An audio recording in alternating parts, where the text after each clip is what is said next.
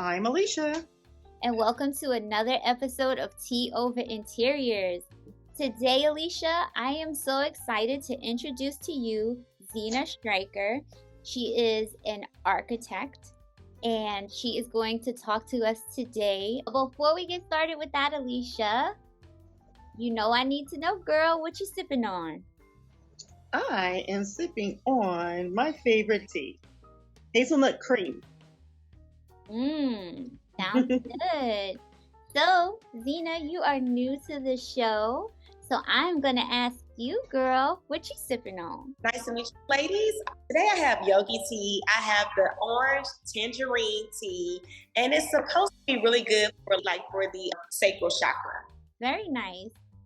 So I am sipping on the Tea and Spice Exchange Cranberry Apple Tart Herbal Tea. I'm drinking it cold. My ice cubes have melted, but it is delicious. And I added a bit of wild blueberry sugar, which is turbinado sugar with wild blueberries and pure blueberry extract for a little sweetness. I didn't put too much, but it is really good. Sounds delicious. All right. So now that we know what everyone's drinking, let's get started with today's topic.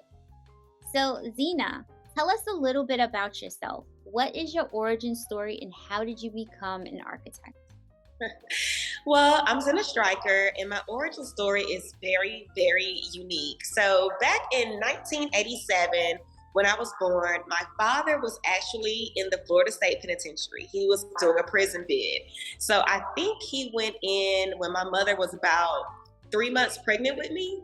And so he had absolutely nothing to do but think about this baby that was on the way.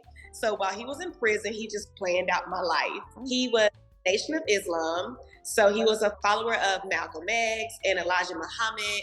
So he wanted to name me to honor Malcolm X with an X.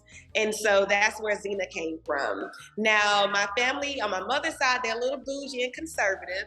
So they weren't feeling it. They were like, oh my God, this man is in prison, giving her this Nation of Islam name. We don't like it. So they pulled my name. And the hospital named me temporarily Baby X because X is for the unknown in like a mathematical equation. So I was still X, whether they liked it or not. And so then a flower bloomed in my grandmother's backyard and it was a jasmine flower. So they said, okay, name her Jasmine. So that's what they did. And my family for years, my father still called me Xena. Like, he just wasn't going to change it no matter what.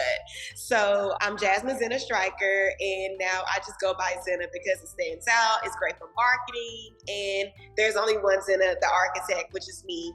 And while he was in prison, he wanted me to become an architect. That's what came to his mind.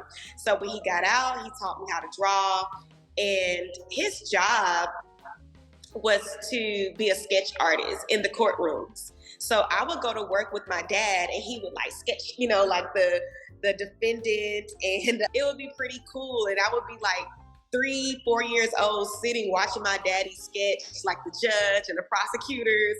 And he would give me so much one-on-one attention. And he put me in so many art contests, so many build contests. I would have Legos. So I would just be building. And it got crazy. When I would run out of Barbie stuff to build with, I would just make stuff. I would use decks of cards to build the rest of the city. And oh my God. So I had an issue with scale, right?